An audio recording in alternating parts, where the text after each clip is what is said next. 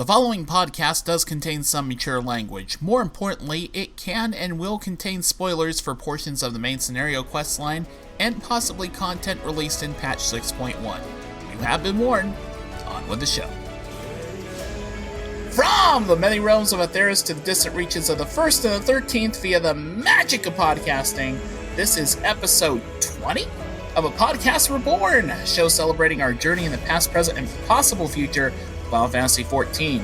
This episode is being recorded on Saturday, August 20th of 2022. My name is Brian Black, also known as Ro, and with me, as always, are my wonderful co-hosts. First off, the hype train conductor that has been too busy reading the preliminary patch notes to tell you to get off his lawn. Hi, Brandon. Hello, everybody. It's a balmy 77 degrees here in Denver, Colorado, and it feels great. Summer is almost over, and I love it. But I have a question for you guys. Did you hear about the Lalafell astrologian that got accused of heresy in Ishgard? Yeah, she's on the run from the Inquisitors, and the Temple Knights are advising everyone to keep an eye out for this small medium at large.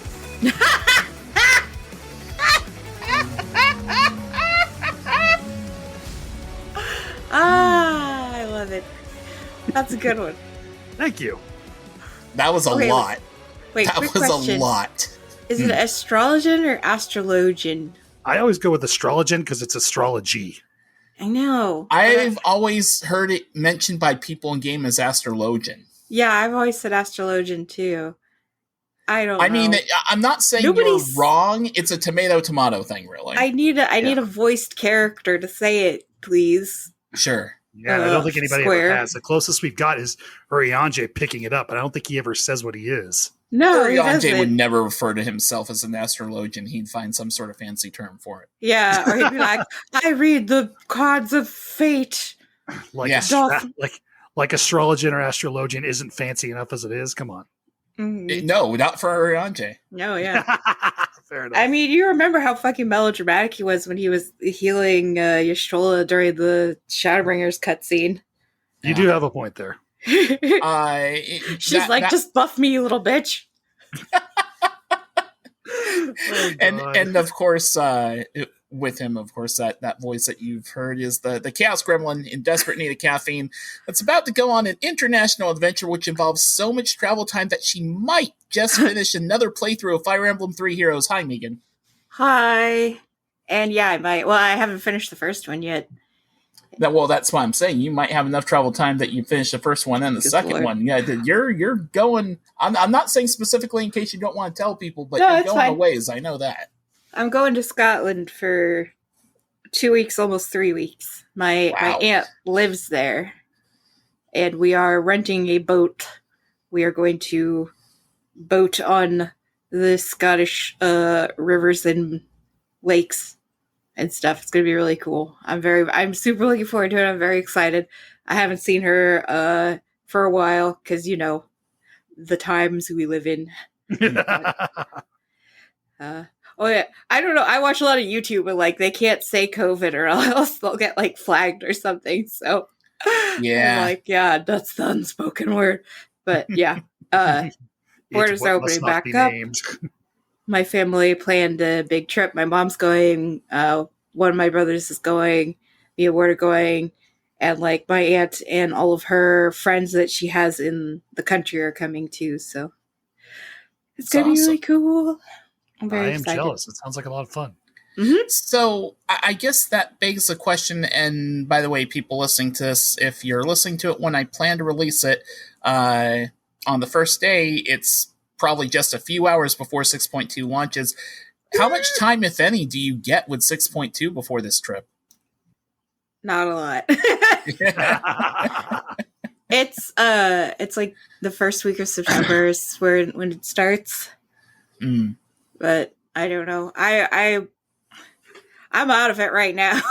So you can't tell from my voice. Right. So it sounds to me like you'll get to wipe to P5S at least once or twice. Yeah. That's my plan. Well, I can talk about what I've been up to with rating and everything. Absolutely. Go for it. I finally got Dancer up to 90 on my RP main that is the only one I raid with now, so well, I guess she's my main. Basically, I've realized that Dancer is like the only thing I should probably raid Savages with. Because, what about the sweaty Bard? Oh my god. Well, if I try to level Bard on Tarika, Jesus Christ, I'm starting from 0. And B, I have Bard leveled on my main, which is probably what I'm going to do with that. But we haven't heard anything from our old Savage group, so I have a feeling they just moved on without us, so maybe we'll be looking for a new group. Or Ward's like, we can just pug. I'm like, okay, we'll see. But I recall some of your pug stories on this show. Yeah, that doesn't sound like a fun time. I wouldn't recommend it based on my recalling of your stories. Yeah, so we'll probably be looking for a new group for that, for the next, oh my god, my brain.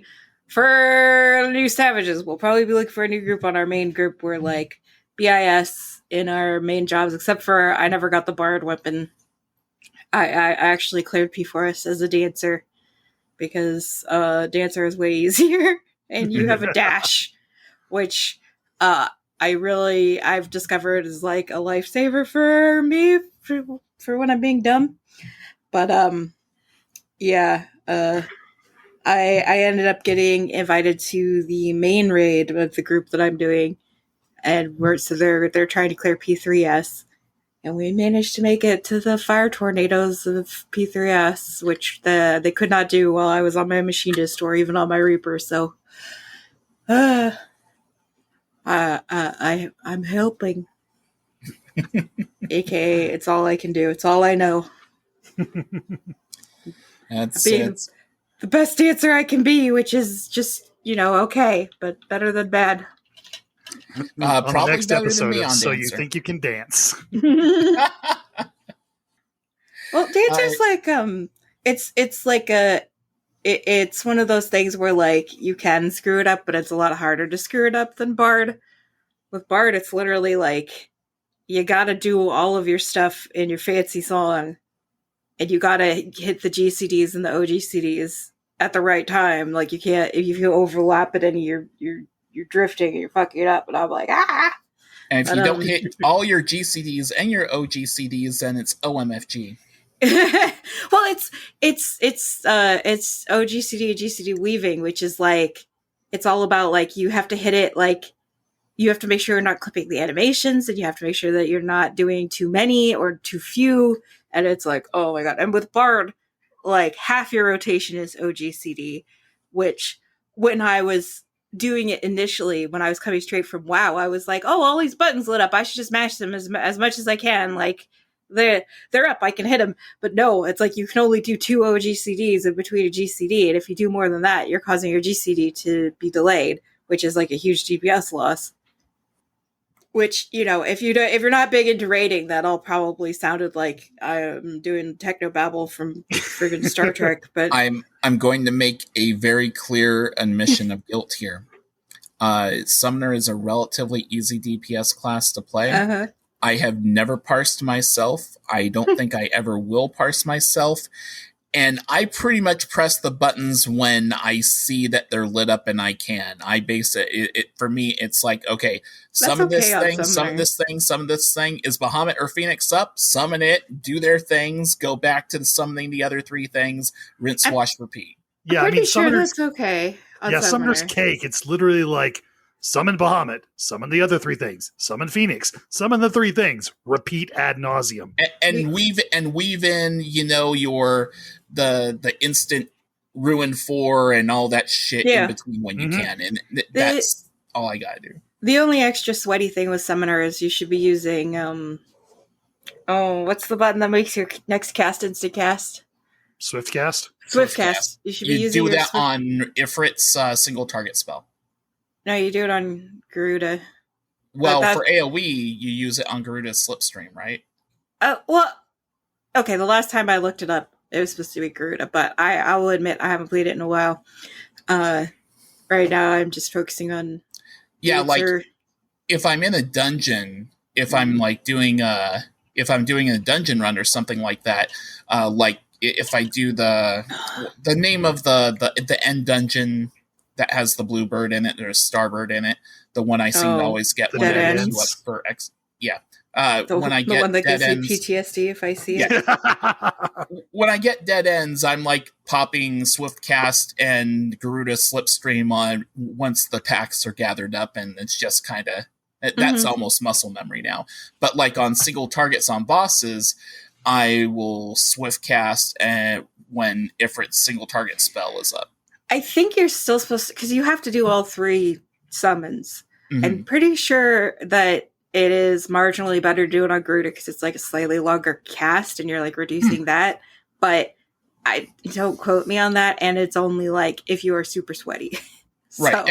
And at the end, like I said, at the end of the day, Summoner is a pretty easy class.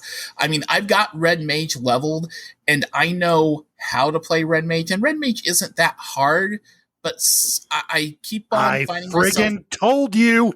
It really, and I know, and it isn't that hard, but still at the end of the day, Brandon, I still go back to Summoner because 1, it just feels easier than Red Mage, and 2, it just feels more satisfying and fun summoning fucking primals. Now that I will not disagree with you on. Sorry. Yeah. Summoner is, I think it does slightly more damage, and you can also res, so it's kind of like, well, why not Summoner? Don't get me started on rezzing on Summoner. Yeah, especially if you're trying to use your Swiftcast in your rotation. It's like, fuck. Yeah, I'm gonna confess something. I never use Swiftcast in my rotation because inevitably I gotta res somebody, and I'm keeping it handy for when that event happens. Okay, mostly because it gets me comms. So Swiftcast is not used on my DPS stuff in trials. Swiftcast is kept available for raising people, but only under the condition that the person being raised is a healer or a tank. I'm sorry, if you're a DPS and you die, I can't use my Swiftcast on you because if the healer falls, then they're going to say, why didn't you Swiftcast res a healer? No, that makes sense. Yeah, I've been thinking about leveling Red Mage just for the repeated reses, and also I wouldn't have to start from 0. Red Mage has cool weapons. You see, here's the trade-off with Summoner, in my opinion. Yeah, Summoner does not have a lot of good-looking weapons. Now, I think I have one of the best-looking weapons for Summoner, which is I got the black and red glowy book from doing Palace of the Dead and turning your fragments and stuff. And being a Summoner that's garbed in red, that one just pairs up really well. But as far as like, I've looked at a lot of the relic books for Summoner, and not too many of them really yell at me, ooh, you need to farm, you need to do this for hours and hours on end to get me. It's like, none of the Summoner books look at me, it's like, yeah. Ward has one that's really cool, and I can't remember, it's a relic weapon, I know that, but it literally has like the 2 glowy Bahamut wings coming out of it. Like I think that's the final Heavensward relic, isn't it? I'm not sure. Might be wrong about that. I'd have to go troll through some videos to look at the appearances again. Literally, for Scholar and Summoner, there are like 2 cool books for each. And that's it. And I also a lot of like they really improved it. They really improved Summoner with the remake. The like casting animations are a hell of a lot cooler than they used to be. Scholar still leaves a lot to be desired. It's a lot of like pointing and pointing and punch the ground occasionally, but only when there's a lot of enemies. But that's why I'm like, I'm Sage Barrier Hero all the way. I will say I'm genuinely excited for the Summoner Relic from Hildebrand, though. Not because I have any idea what it looks like, because I don't, but considering the theme of everything, and you have the best goldsmith and the best blacksmith in the world teaming up, and this is kind of tied in, they're called the Manderville weapons and stuff like that, I would expect that the weapons from this chain, at least one form of them, one step along the way, they're going to look like these gold, just flashy kind of things. And Alex, my main, his RP background and stuff being this, when he's not doing, adventuring stuff like that, he's a freaking casino dealer that has his own casino. I feel like a golden kind of Summoner book sounds like a good fit. So if I'm going to go for a relic weapon on Summoner, I mean, now's the time to do it. I'm totally down for them being the like the cactar stuff, but like cooler, like more glowy, more moving bits. Because I love those weapons. They all look great. Like I think that there aren't any for the new jobs, and I would like there to be some new ones. Mm-hmm. Like I want some dancer weapons. They're adding items to the gold saucer. Okay. I'm 6.2, you never know. I want to throw cactars at people. I love the machinist gun is literally like, it looks like a little ray gun with a little cactar like grabbing onto it. Oh, super cute. I hate that thing so much. I love it. Oh my god, his little booty is like sticking up his thick little juicy cactus butt. Oh my god. You're not making this more appealing to me. Man, I had an episode title already before we hit record, but juicy cactus butt is just so cool. I wondered why you bothered. You know we always come up with something absolutely ridiculous. Oh my god. I love the roulette wheel for the bard weapon. I love the monk weapon. It's literally like two round cactus balls that you're like hitting people with the spiky bits. Jesus Christ. It's great.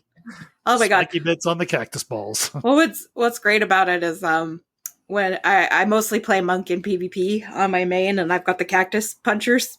And when she dies, because it's PvP, you're gonna die a lot. The ball, she like drops the weapons, so the balls just like hit the ground and like bounce. Oh, that's very funny. Look, you got to be able to humiliate the people you kill, and by punching them with cactus balls, I feel like that's part of it. And it's fair. I get that. And you say I'm a masochist? What the heck? Speaking of you being a masochist, Brandon. What did I do now? Well, I'm just wondering, what have you been up to lately in Final Fantasy 14? Are you even playing the game right now? Oh no, I've started playing more in earnest now that I know 6.2 is coming so very soon. Mm-hmm.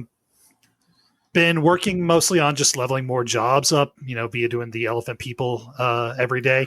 I also started. You mean the Arcasadora? Yay, you got it right. Good job. I still am. I'm like you get the Arca. The Elabros. Yeah, that works too. I've also been doing a bunch of duty support runs of Katis's Hyperborea.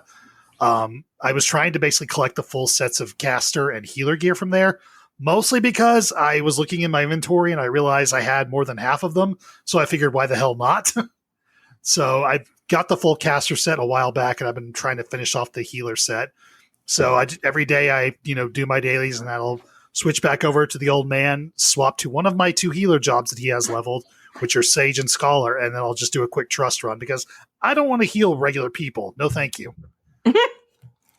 And I will say that the Sage runs have been far more interesting to get through than the Scholar ones, just because Sage is so much nicer to look at when you're playing it. Yeah. Yeah, Sage is a lot of fun. It is. I really enjoy it. I feel like it has a great mishmash of things to deal with problems. Scholar, some of the spell animations look pretty great, but just the casting animations themselves, you're absolutely right. They're just kind of bleh. Yeah. And I still haven't really forgiven them for getting rid of so many cool Scholar DPS abilities. I want my AoE dot back, thank you very much. Yeah, I liked it when there was like a buff fairy and a healing fairy, and then you could switch back and forth between them. And I don't know, it just added more active gameplay. You did more. Yeah, but 99% of the time, the buff fairy was kind of useless. True. But it was you got out the buff fairy, buffed, and then you got out the other one. But no, it's true. 99% of the time, people were just like, why don't you have Eos out? I'm like, of course you need. Now it's what color fairy do you want? Yeah, I use Celine exclusively ever since they homogenized them just for that reason. Yeah. Well, and it's funny because the quests are still the same. They're still we need a fairy that can do different stuff. Let's go do some. And I'm like, okay, but not really. Why do we? But they pretty much do the same stuff now. No, they do exactly. There's no difference. They retooled it. Yeah, was it Shadowbringers that they did that? Yeah. Yeah, so they're literally cosmetic at this point. You get green and different green, or yellow and purple fairy. Take your pick. Oh, Yeah. okay. And they have one has long hair and one has. Does one have short hair? I don't remember. One has little hair buns that look like cat ears. Yeah, I was gonna say I think Celine has the I was gonna say a pixie cut, but you're right. They're actually buns. Mm-hmm. They're both. They're cute. I love the idea. I love the aesthetic. I think the derpy little graduation caps and everything, and it's cute. I'm not a huge fan of the books, but that's the same with Summoner. I don't know. There's some good book models that I've gotten a hold of. Yeah, and I like the idea of carrying around a book for RP reasons and being able to pull it out and look like you're reading it and stuff like that. That's fun. But you see, that's kind of the weird thing with the RP. It's for the RP, you don't necessarily want the real flashy books because the books are all have glowy bits and stuff like that. It's what would you be reading a book like that for? That doesn't. Yeah, it's just squinting at it, right. I can't read the letters. I'm blinded. But as far as relic hunting goes, I'm definitely going to work on getting Summoner Relic on Manderville. I'm kind of sort of working on the Espiritus book in Eureka, and I mean that's just kind of happening passively because I'm doing stuff in Eureka, and people will be like, "Why are you doing stuff in Eureka?" And well, let me explain. Brandon already knows where this is going. I do want to say, isn't Espiritus the Shadowbringers relic book? Maybe it's the guy. I'm doing both things, right? Okay, Espiritus is probably it, but I'm doing Bajin and I'm doing Eureka, so I probably have the two damn things confused. I know I have a whole bunch of memories, and I know I've been doing both of those things. Yeah, that sounds like you're doing the Shadowbringers one then. And I don't blame you because I have the glowy version of Espiritus, and it looks really cool. But anything past that, nah. The Ward has the full armor set on his main. I could never get it. Even when it was current, I was not into it. The reason why I'm doing that content is not for relic weapons, though. It's not even for mounts, not even for achievement tiles. Well, it's actually technically for a mount, but not for a mount from those zones. So I made a decision about 3-4 weeks ago that I would get the red flying card mount from collecting all the first 312 Triple Triad cards. And when I made this decision, I looked at my collection and I had about 60, 70 cards, and I knew there were still a lot of NPCs I had to fight, and there were a lot of cards drops from dungeons and stuff like that. And it's you know what? I mean, I've got 70, and that's just from passively playing the game and doing some stuff. I'm sure that if I actually focus on collecting the cards, that it's going to come pretty quickly. And about a month ago, I started my obsession to collect the first 312 cards. Fighting every NPC that I could. Some of them required being unlocked by doing side quest content. And it's the first time that I've really done side quests, for sake of doing something else. Then I found myself unlocking and opening instances that I didn't even know were in the game. There were dungeons I locked that apparently have been in A Realm Reborn and Heavensward and stuff like that I never even played because they were optional, max level content that were part of patch content and stuff, and you didn't need to unlock them while you were doing the MSQ. So I'm discovering all these new dungeons and stuff like that, finding cards that way, beating NPCs, and the cards keep on rolling in, and I get to the point where I'm at 170, 180 cards. I mean, I've been going at it, pretty hardcore. And it starts to slow down a bit. But I'm still determined. I do tons and tons of fates to get bicolored gemstones, use those to buy ones. I'm going to Gold Saucer a lot, collecting thousands upon thousands of MGP. And I'm realizing I'm doing a lot of content that not only did I think I wouldn't be doing, but that some of which I didn't even realize existed. I am now at the point where my total collection out of all the Triple Triad cards in the game, which is 356 as of 6.1, as you're listening to this, it's probably now like 362 because they add a few cards in the new one. I have 281 cards now, guys. Mm-hmm. I need about 60 or 70 more to get that first 312 for the mount. There's just one problem with this. Looking at my list at arrtripletriad.com, and I look at all the cards that I still need and the conditions that I need in order to get them. Let's see. I need to max out my reputation with the Vath. I need to max out my reputation with the Moogle tribe. I need to unlock Eureka Hydratos. I need to do the Hildebrand quests. I need to get in Bajja up to a certain point. I need to finish Eden. I need to do all of Blue Mage. Oh my god. And I didn't even unlock Blue Mage until literally 4 days ago. I had no idea what I was getting into. I didn't even know that the Masked Carnival was... I didn't even know a thing about that thing and realized, oh my god, as a WoW player, it's like, this is freaking Brawler's Guild in Final Fantasy XIV. And I'm like, holy shit.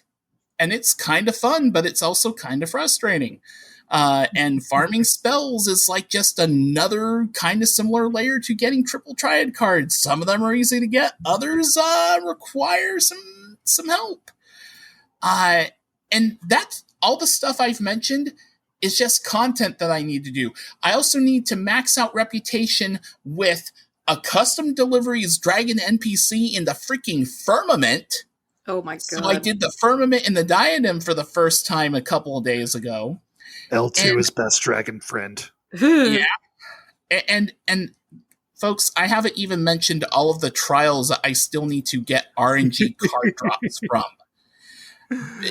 I've come to the conclusion, as 6.2 is now literally hours away as we're recording this, I'm not getting this card mount anytime soon. So I did a very, very focused, determined grind for it. I wouldn't say I'm burnt out on the grind, but I realized, you know what?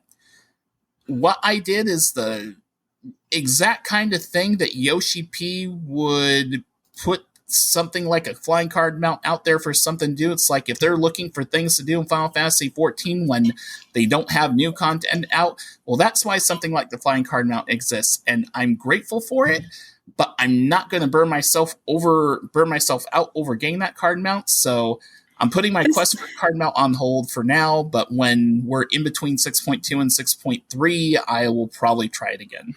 This is not an all-in-one-go achievement. No, it is not. No, it's not. And the thing is, some of these steps, some of the reputation grinds alone take a month to complete. Mm-hmm. Mm-hmm. Yeah. And they're nice and fun ones in the case of the Heavensward guys you mentioned. Yeah. That was sarcasm, by the way. What, the Google ones? Oh, the Vath? Yeah, the Vath is... The Vath, the frickin' Vanu, and the Moogles all have burned me out on doing daily tribe quests multiple times, just trying to complete them. I don't have to do Vanu for Triple Triad cards, thankfully. I have to do the reputations I have to do still are Moogle, Vath, and I also have to do the dwarf reputation in Shadowbringers. And that's right. Yeah, I meant to tell you this, but it's time for you to build some tanks, my friend. Yeah, so I've been doing. I haven't been doing those every single day, but it's kind of the new Stormblood Beast Tribe quest thing. It's like when I remember to do it, I do it. They're fun, simple little quests. But yeah, it's Triple Triad should be called Traple Triad. Because if you want the collection, it's a trap. Oh my lord, Megan, I'm about to either make you proud or gobsmacked. I don't know which. I'm going to make an anime joke. Are you ready for this? All right, let's go. Our co-host is now known as Cardcaptor Sakuro. Oh my fucking god.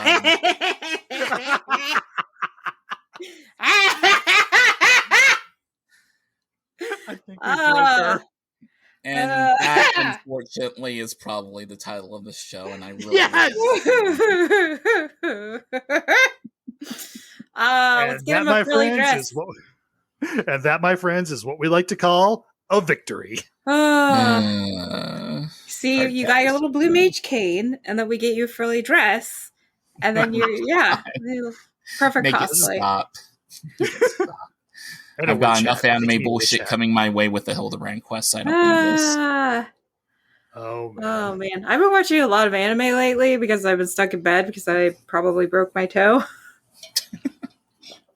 That's not something to laugh at, but I haven't gone to the doctor and like got it x-rayed or anything, but it's like swollen and purple, and it's the pinky toe. And I've done this before, obviously, because I'm me. And last time this happened, I went to the doctor and they were like, if it's broken or not, since it's the pinky toe, we can't really like splint it or anything, just stay off it. So I'm like, okay. So it happened again. I'm like, well, there's not really any point to going to the doctor if they're just going to tell me they can't do anything about it. So I don't know for sure if it's broken or not. I didn't know last time either. But so I've been laying in bed a lot with like my foot up on a pillow to try and help it. But I've been watching a lot of anime. But I've been watching all of this really derp-ass isekai shit because that's what Ward is into. And he's always like, oh, let's watch anime together. And then he wants to watch freaking, Pharmacy in Another World, or like, oh god, what's the one we were watching? They're all, okay, so there's this trend right now in anime of adapting light novels, which are like, they're books, but they have like anime illustrations in them also. And they're like really simply written, and they're usually pretty short, and they're released in like chapters or whatever, but they all have these really stupid long descriptive titles. So like literally what we've been watching is like Banished from the Hero's Party, I Live a Quiet Life in the Countryside. Like that's what it's called. What the fuck? Oh my god. And like oh my god, I need to pull up Crunchyroll just to like see what the fuck we've been watching, because they're all bleeding together in my goddamn brain. But anyway, I've been watching all this really derp ass isekai shit, which is not my bag, baby, but is Ward's bag, and like I feel like it's making my brain melt. Oh yeah, trapped in a dating sim, the world of otome games is hard for mobs. Which, yeah, a lot of these have extremely stupid titles. But I will say the animes I've been watching that I actually think are good are oh god, what is it? It's like Lycoris Recoil. It's literally like John Wick but anime schoolgirls. Excellent. And then oh god. Oh, I'm sorry, I'm looking through the history. He watches derpy ass isekai without me. So I'm looking through and it's like the greatest demon lord is reborn as a typical nobody. That's the title. I really hate these fucking like paragraph long titles that describe the entire series. I'm like, sir, that's not what a title is. That's a logline. That's a description. Give me an actual title.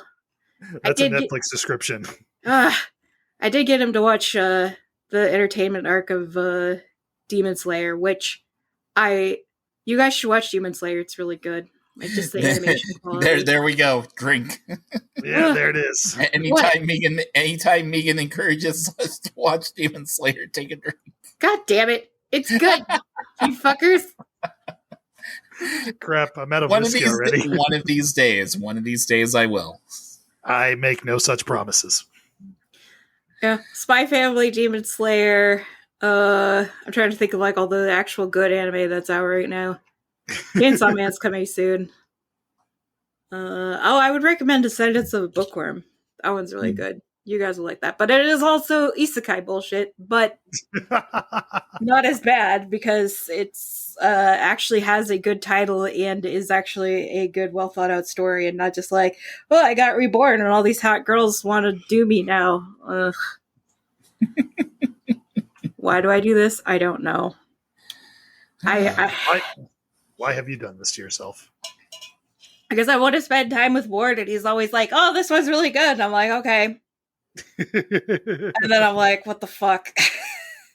Also, he knows what my taste is. Like, and I'm constantly like, yeah, this, oh my god, we started watching another one that has like the sex and blood in it.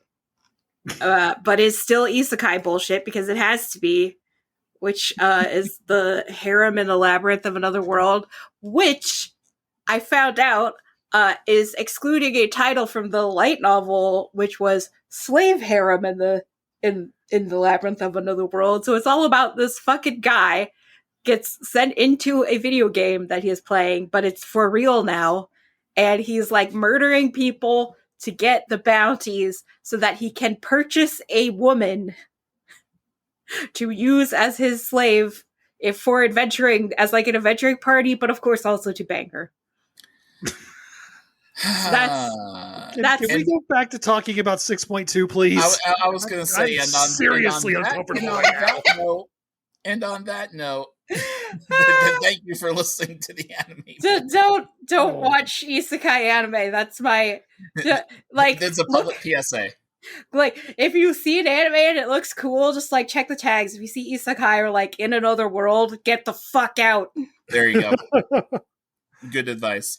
Let's talk 6.2 in the second half of the show. Because I'm sure it's more entertaining than isekai anime. If you turned the episode off by now, please come back. We're getting into the Final Fantasy stuff. Seriously, we're going to talk about the game again. Most people who like Final Fantasy also like anime. You two are weirdos.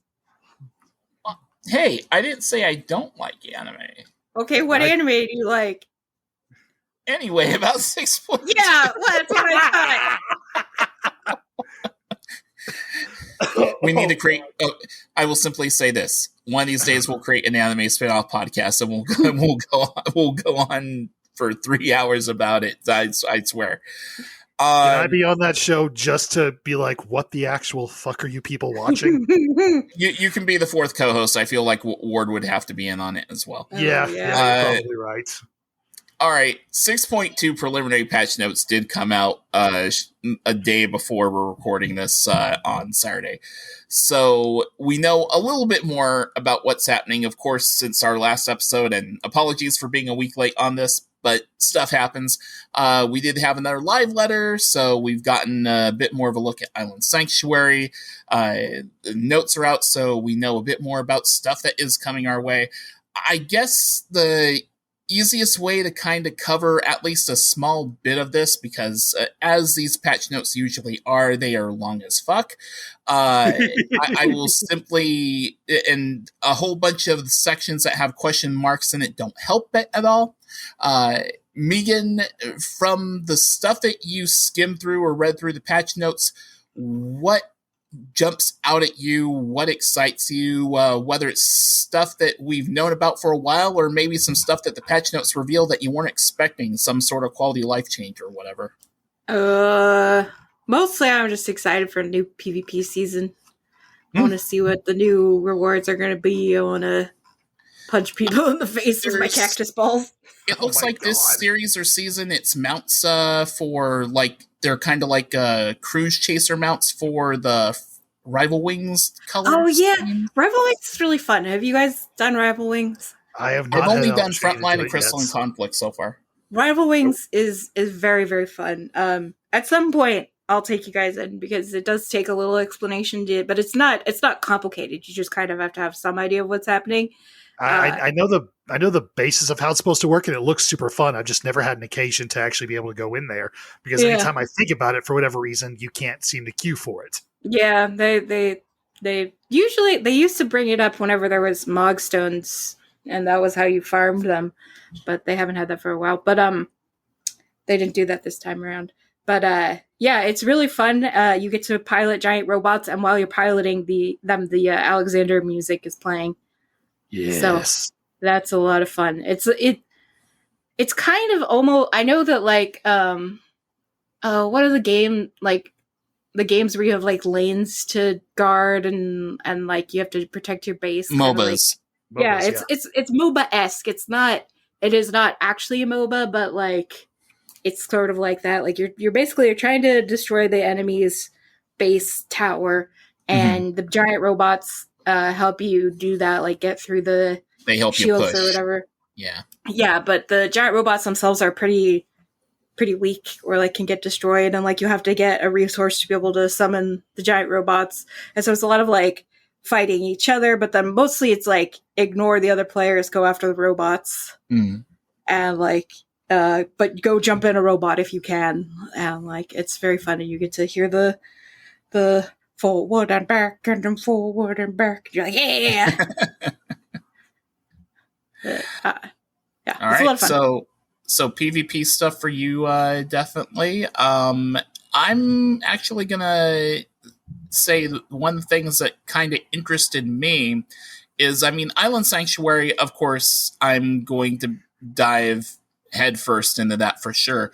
But there was one bit in the patch notes that kind of surprised me, and it's making me ask questions. So if you look in the side story quests, there's Tataru's Grand Endeavor is going to be available. And that's, there's a new thing for that, sure. But then there's this other thing that says Tales of Newfound Adventure. And it says that to do the name of the mystery quest for Tales of Newfound Adventure, players must first complete the main scenario quest, question mark.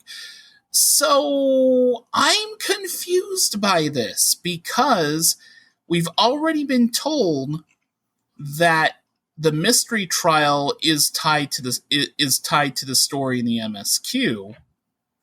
We don't know who that is, although a lot of people think it's going to be one of the four fiends that was shown in the trailer and stuff like that. My question is, are we getting two trials actually? Yeah. Are they very sneakily selling in? Oh yeah, here's the trial thing for the MSQ, but oh yeah, we're about to reveal the trial series too. Oh, I wanted to. Sorry. The other thing that I'm excited about is not really in the patch notes. It was in the trailer, and that is Grown Up Varisham.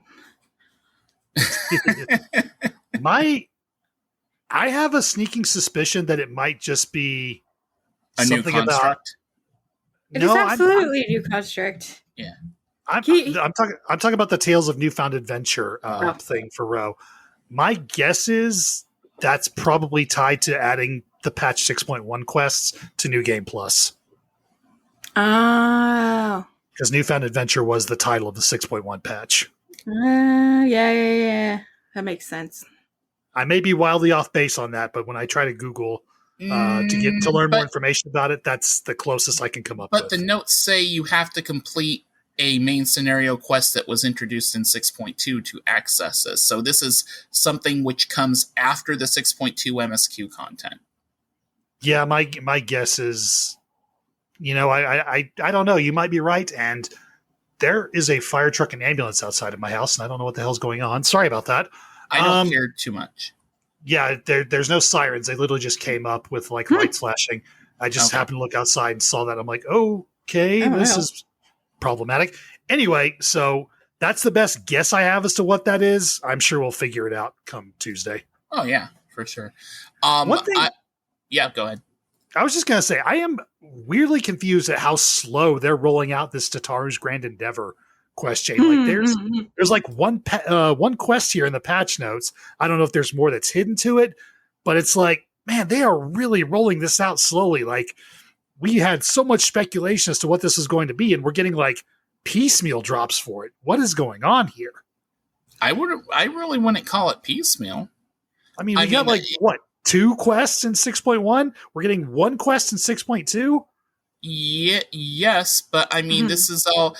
Honestly, this is when it says side story quest, it's a side story quest. This isn't necessarily a main piece of content, but I think that this stuff here, all this stuff with Tataru's Grand Endeavor, is planting the seeds for stuff that's going to be much more important and relevant come 7.0.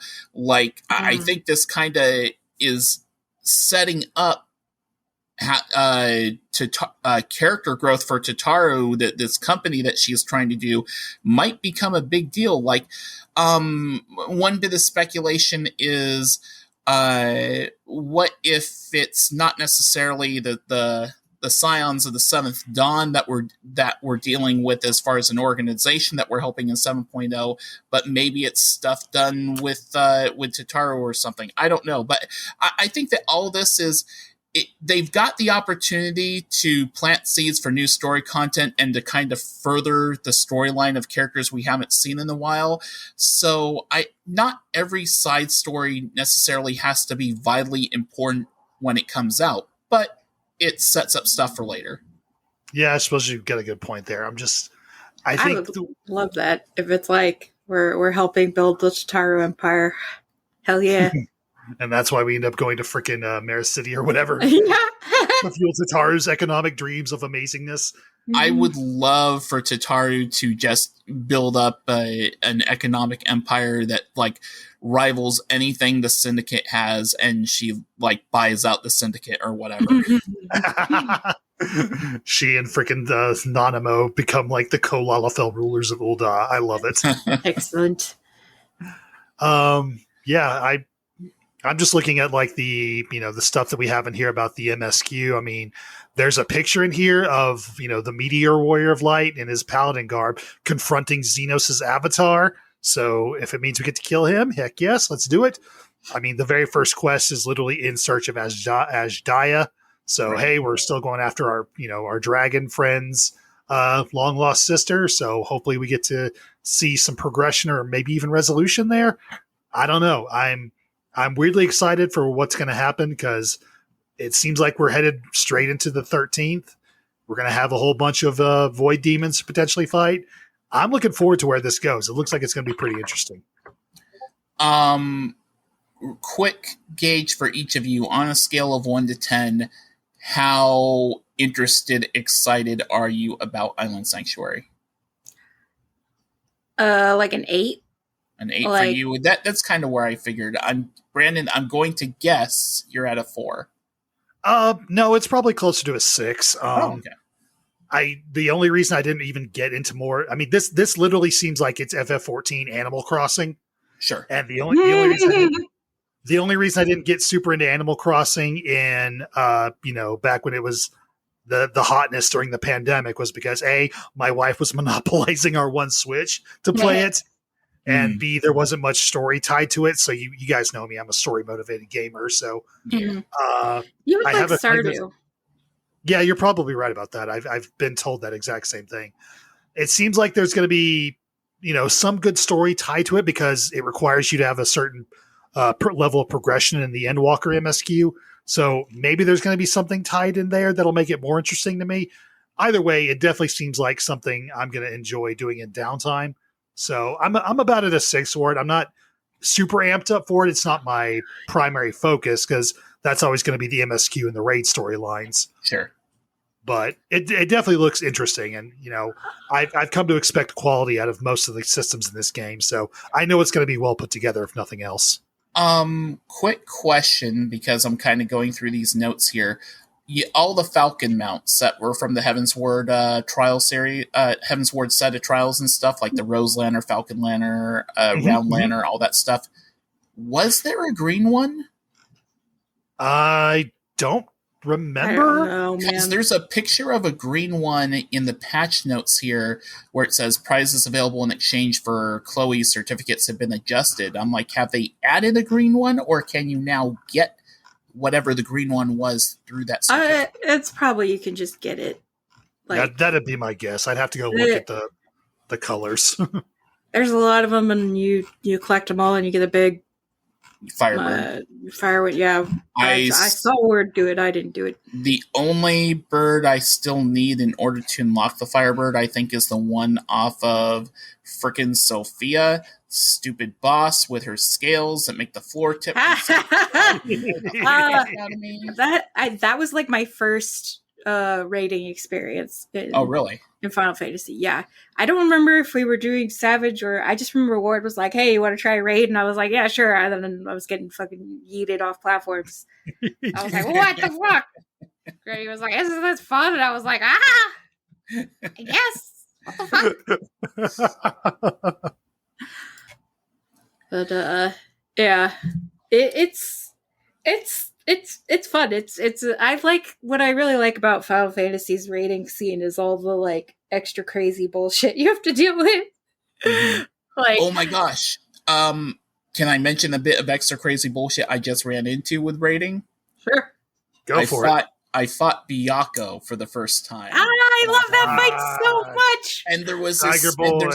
And there's this part, spoilers for the Byakuo fight, I guess, if you care, but there is this part where you get tossed up into the freaking air, and you are freaking spaceball skydiving down and having to dodge orbs. Craziest freaking thing I've seen in a raid in a long time. Oh my! Those oh god, what is it? What are they called? That must only occur in the extreme version because I don't remember that. Oh yeah, that. Shit, they're not primals. They're like Eastern god guys. They're the four lords. Yeah, that whole series is really fun. Like the raids themselves are really fun. That was one of the first. That was the first time I started pugging Savage content or hard content or whatever extreme. I did that a bunch. I actually ended up getting a bunch of the doggos. I don't think I got them all, but I really like. I got the a snaky boy dog, and Ward was really jealous. At the time, and he plays his really cool ass theme while I ride around on it. I love Byakuo. That one is a super fun fight. The parachuting, him like picking up tanks and throwing them at the other tank. Oh my god, it's so good. Gonna hit a motherfucker with another motherfucker. Good times. Yeah, I really enjoyed the story of that series. I've never touched any of the extreme versions of the trials, but the story for the trial series in and of itself was pretty great. I enjoyed it a lot. It's like I already liked Shitaru before that, but that's where I felt like I really cemented our bond. Mm-hmm. Of like, oh, she's my little BFF. But yeah, I'm seeing her run around with her little carbuncle, adorable. Before it ran off and got lost in freaking labyrinths. That was her first carbuncle. I think that Tataru is like secretly a super powerful caster. She just like doesn't realize it or like doesn't do it right or something because like Jesus Christ, her carbuncle never dissipated. Like it's still alive. Well, the Charlian scholars found it wandering around. Either that, or since we know the whole Arcanist discipline is based entirely around math and geometry, she did the math really freaking wrong. What if Tataru's carbuncle went back in time, all the way back to Pandemonium? Oh my god! And that's the carbuncle we fight. Tataru, this is why you don't try to divide by zero. Got murderous carbuncles. She made the Laha Bread experimented on Tataru's carbuncle, and this is now what we got to fight. Oh my god! Speaking of Laha Brea, thoughts on Daddy Laha Brea, Megan? He's fine. Is he fine or is he fine? You know, he's not my bag. He's not my type. I'm not I daddies are fine, granddads, you know? I have a theory. I don't think that's the Laha Brea that we encounter in ARR. I mean, like just how it's a title, right? So just how with Hermes and stuff like that. It's the previous holder of the Laha Brea seats? I think it's the previous. I think the old guy is the previous holder of the Laha Brea thing, and I think in the key art, the wacky zany looking guy, the one with the wild hair, I think he's the one who takes the Laha Brea position. I can get on board with that. I mean, I assume we'll see on Tuesday, but I'm probably gonna murder him, the old guy. I mean, but yeah, I know that like obviously I'm in a lot of like Final Fantasy artist circles areas, and yeah, they're going nuts for old Grandpa La Habrea, but I'm just like, yeah, he's okay, he's fine. I'm not like, but like I much more get the like Emmett Selkifladeus obsession. I'm like, yes, those are two very pretty boys. Good job. They're like, no, old man, grandpa. I'm like, no, thank you. Fair. She likes her anime daddies, not her real life daddies. How happy are you about the number of tokens being cut down as far as getting gear? I mean, that's always nice. Are they cutting the amount of stuff you need to get from Savage to actually trade it in for gear? I didn't actually see that. I know that, well, as far as regular Pandemonium goes, as far as like normal Pandemonium goes, you only need two unsung helms, 4 on the chest armor, 2 on the hands, 2 on the feet, 4 on the legs, and 1 on the ring. That's the normal amount. Yeah, that's normal amounts. Yeah. Okay, then what were they talking about having cut down? Is cut down on Savage then? That doesn't make any sense. Because the Savage tokens, you just like get a Savage, token you and then just you get the turn stuff it into a But you also get the books you can collect as kind of like a bad luck protection, to where once you complete it, you can get so many. Oh, maybe that's what it is. Yeah, that's what I thought he was talking about. You gotta turn in a lot of books to get an item, so maybe they cut that down. I haven't really looked through it that closely. I skipped over it because it's not an area of content I find myself in a lot. Here we go. This is what I was looking for. Beginning with patch 6.2, the number of tokens required for head, hands, and feet will be reduced from 6 to 4. The change will not apply to tokens introduced prior to patch 6.2. No, that's cool. That's good. Means less grinding if I'm unlucky, and I'm often unlucky. Yeah, that's for the Mythos tokens. Those are the bad luck protection things you're talking about. Yeah, that's the Savage bad luck protection tokens. Yeah. Yep. Okay, gotcha. Now I understand. I want a mechanical outside fish. Watching what's going on. Sorry. I want a mechanical fish in my fish tank. Yeah, that was color. I always have fish tanks in all of my housing, even if it doesn't make any sense. It's just too neat. Yeah. I want more like fish tank backgrounds. True. More fish tank. What are they? I don't know. I want cool fish tank habitats for my fishies. I don't like that the fish tanks, like when you put really big fish in them, it looks like they just can't move. Yeah. It creeps me out. Oh my god! In my house on my main, I have a freaking megalodon in a fish tank, a giant fish tank, but he's just like. It looks like he has nowhere to move. Yeah. I'm not a kind fish owner because I have him sitting in his tank, and then I have like the item that's like megalodon jaws, like the skeleton of the it's like right there on the opposite wall. Just remind him I can eat him at any time. I don't even know what to say to that. Okay.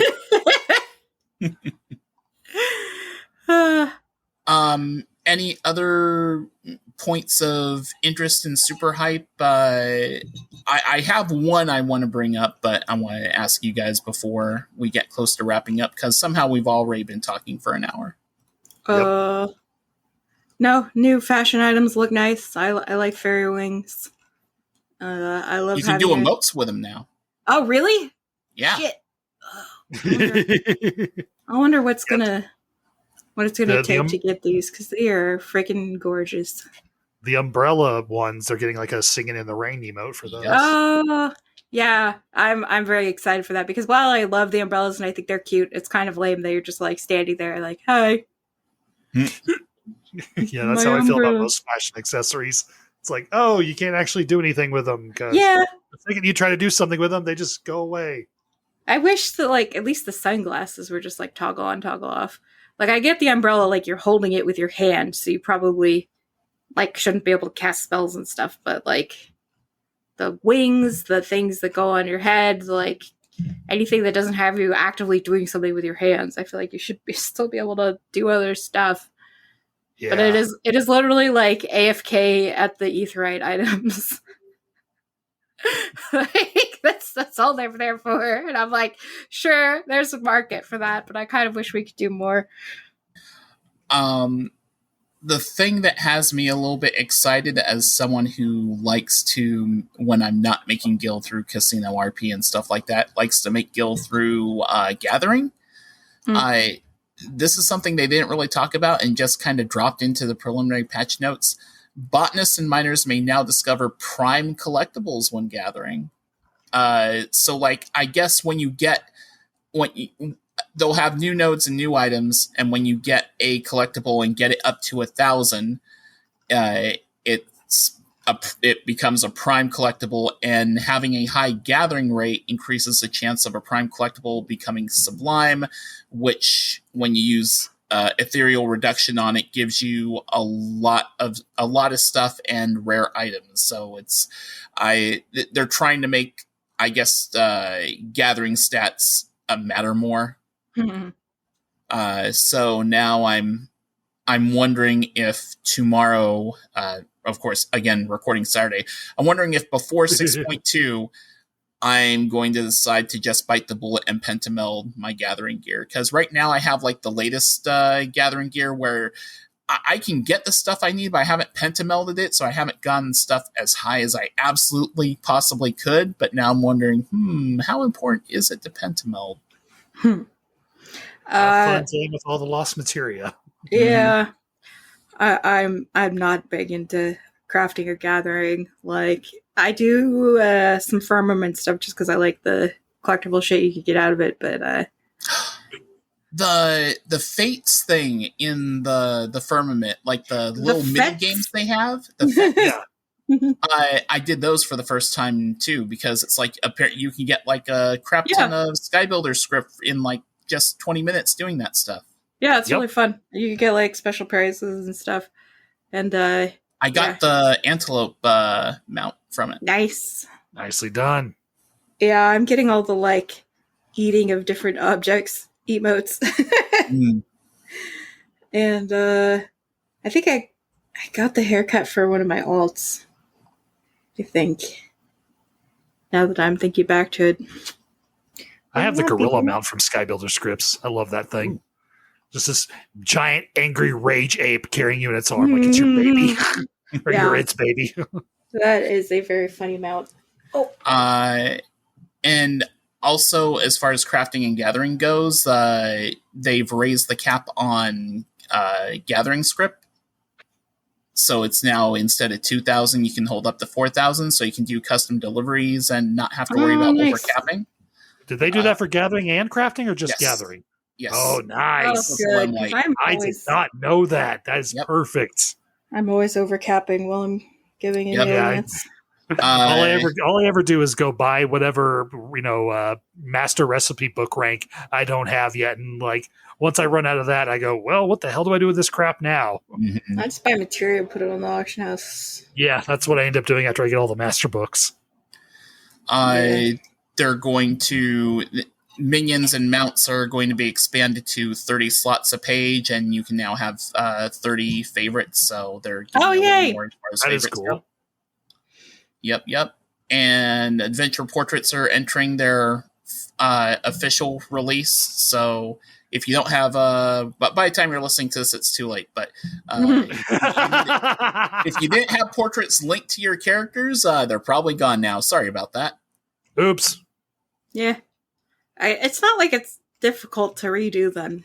I really don't mind. I'm wondering if they've put any changes or fixes into the official release to make it harder to create thirsty pics. Probably. You can't like zoom in on the butt or something, or like you can't get all the way behind them or something. But I don't know. I don't think anything should Kote / pose emote is disabled. Like, man, you can make any pose dirty if you try hard enough. Sure. Yeah, just there's some that are easier than others because with the right glam, the female Mikote / pose animation, it's pretty much easy as heck to do upskirt. They knew what they were doing. They know what they're about. Probably. All right. Any other? I am curious if any of you guys are going to try and like New Game Plus, the new version of the Steps of Faith trial. Because it's becoming a solo duty and they're removing it from the trial, the multiplayer trial version. Probably I don't not. even know how to unlock New Game Plus stuff. Oh my god! Well, Ro, I have a few simple words for you. Pray return to the Waking Sands because there's an NPC inside that the town outside the Waking Sands that unlocks it. Okay, well there you go. I've been so busy doing just new game. I haven't been ready for New Game Plus, so I just do alts. I'm not a. I'm like, look, I play enough on this character already. I want to see. The only thing I've done on New Game Plus is job quests. Once they finally added those. Anything else, I'm like, nah, not really. But I do admit I have gone in and tried to New Game Plus the new versions of the Ridditon and the La Habrea fights in ARR, and they are freaking crazy. So I'm curious to try out the new version of the Vishap fight and see how that goes now that it's a solo duty. Because nobody ever taught me how to do the trial version. I've never touched any of the guns or the Dragon Killer Towers that were in that fight in the first place. Never had a chance to do any of that, so I'm hoping that the new solo trial is basically like, okay, go to these points and use these giant guns on the dragon, and then at the very end, it's like, all right, now go solo kill him down to his last few percentage of health points or whatever. But I'm probably going to give it a shot just to see what it's like. Yeah, I mean, I might check it out, but probably not. Megan doesn't care that much. I'm just like, if I level a character through there, then yeah, I'll do it. But I'm very, I don't know. I have other games that I like to play sometimes. And like sometimes I level ults, but like usually I just get to like a certain level. But I'm like, there we go. I unlocked the class I wanted. I'm done. Like that has been the fate of my RP alt. Yeah. Well, right now I made a PvP alt that I'm trying to get to level 30 so I can do Black Mage PvP.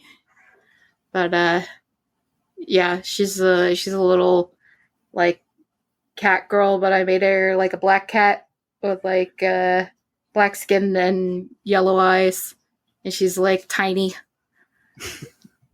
You basically made a cat girl version of Vivi? Yeah, pretty much. Oh my lord. I named her Gigi, which is named after the cat in but also now I'm realizing also like Vivi. But she's named after the cat in Kiki's Delivery Service. How did you spell that? J-I-J-I. Gigi. Okay. If you'd spelled it with G's, I was going to be like, oh, have I got some bad news for you when you get to Heavensward Manderville? Yeah, no. Yeah. I did it the freaking weeaboo way. Gigi. It's like in Kiki's Delivery Service, Gigi is Kiki's, because Kiki's a witch. Gigi is her black cat familiar. Mm-hmm. And so since I'm doing black magic and blowing things up, but basically she's like Megumin from Konosuba, which I know you guys have not seen, but I really think you would like it.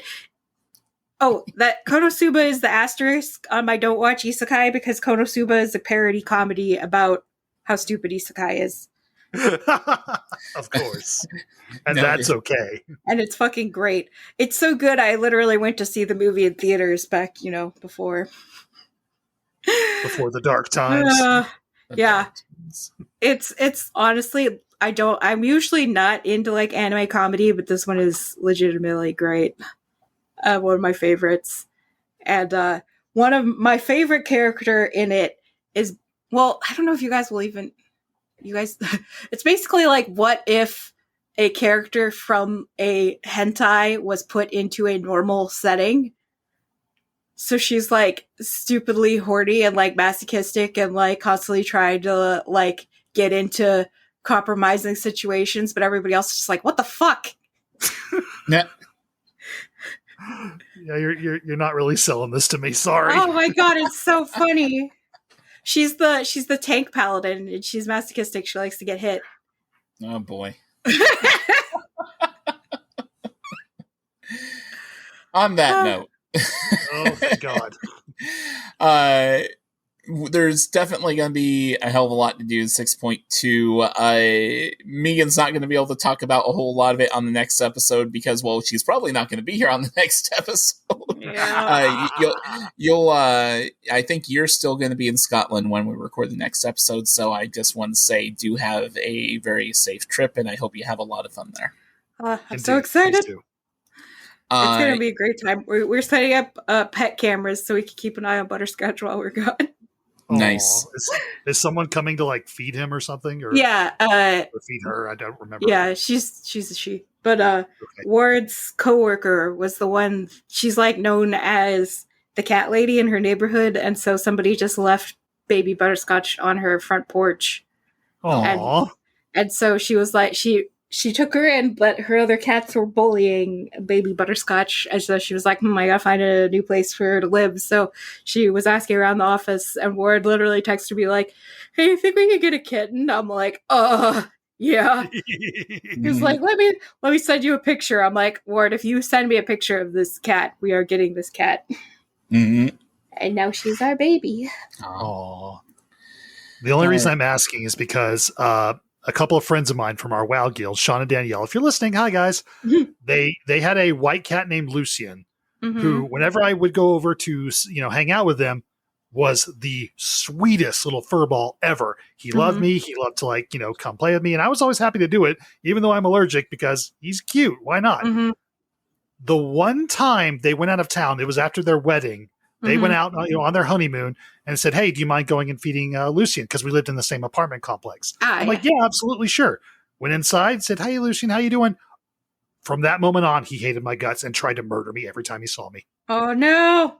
Yeah, I have no idea what I did to piss him off. It was like, you're not supposed to be in my house. What are you doing? Slash. Oh, no. Yeah, Butterscotch is just a huge scaredy cat. So even when Felicia comes to visit, she just hides under the bed. We've traveled and had Felicia come by before, so it's not like a new thing. But yeah, she is the biggest scaredy cat that ever lived. If anybody opens and closes the front gate on the apartment complex, she runs and hides under the bed. She's like, stranger danger, stranger danger. But yeah, I'm like, they're not coming up here. I'm not gonna let him in. She's like, I don't believe you. Maintenance men have been in this apartment before. And the only time we've taken her out of the apartment is to take her to the vet. So we think she's just afraid of the outside. She thinks it's just full of vets. Yeah. And we have a joke that whenever Ward leaves for work that he's going to fight in the vet wars. Does that make him a veteran? He's keeping the vets at bay. He's keeping us safe. Yeah. Oh boy. Well, until people hear from you next in 2 episodes from now, Megan, where can people find you on the internets? At Catmom Megan on Twitter. That has links to all my other stuff going on. You can commission me to draw your sexy cat girls or anything else, really. But sexy cat girls and bunny girls are my specialty.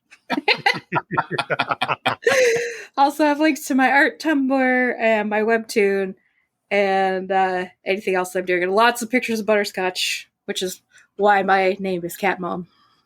Because that's the main thing I do. Brandon, how about you? Twitter.com/the BMAT for everything I've got going on, including a crap ton of gecko pics because that's what I have in my house.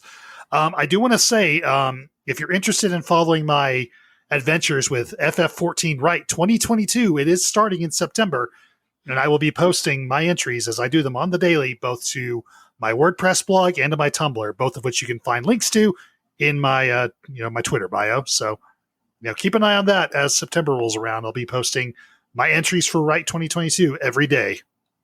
Nice. Yeah, I'm going to be out of town for that. I wanted to do it, though. Yeah, I'm so sorry. I would like to say I would participate in that, but I really don't know if I will have the time to. just write like one sentence. I mean, there are people who literally submit haikus. That's all they ever post. Really? There's no word limit, and it's literally just a prompt, and you don't have to even explain how you're justifying whatever you choose to write to the prompt. It is literally write something. It would be interesting to tell Alex's kind of origin story, just one paragraph a day. I mean, it's not the worst idea in the world. There are people who do all kinds of crazy stuff with this event. All right. You can also find Brandon on a little show called Plus 5 to Hit, which I'm a part of. Should be a new episode of that soon-ish, because I think we're going to be recording an episode this weekend. It should be out not too long after. You can find me on Twitter at Podcaster Row. It's Podcaster RHO. This show can be found on Twitter at A Podcast Reborn, and you can email us at apodcastreborn@gmail.com. You can also find more information about our show and a bunch of other great shows over at Bonus Roll Productions that can be found at bonusroll.gg. The theme for our show is Alex Moukala's Imagine Boss theme for Endwalker. Check out his YouTube channel for some more great music. A link to it can be found in the notes for this podcast. And that music and any other FF14 music you might hear on the show belongs to Square Enix, and no copyright infringement is intended. That is going to do it for episode 20. Like I said, Megan will be gone for the next episode, but we are going to have someone on in her place. I've got a couple of ideas, maybe someone you've heard before. And I know that Brandon's looking forward to it because he has a pretty good idea who I'm thinking of. So until then, for Megan, for Brandon, and for Butterscotch, of course, this is Brian remembering you to may your loot rolls be high, your glamour fantastic, and your duties always complete. Brandon. I went to visit Matoya in her cave recently, and she told me, look, I don't care, I like you, come visit whenever you want, but don't you dare bother Y'shtola when she's studying. It was her one rule. I don't get it. Y'shtola's last name is Rule. Oh! I always thought it was like Roll. It's got an H in it. It's good. It's good, but it's kind of deep, and I feel like the average player would miss it. Yeah. It'd be better in writing. Fair enough. I knew I'd have to get there at some point. The small medium at large just killed that one. Yeah. Yeah. I knew I'd have a hard time topping that reaction, but I figured I'd give it a shot. I also just love Lullafill jokes. See you in a couple weeks, everybody. Bye.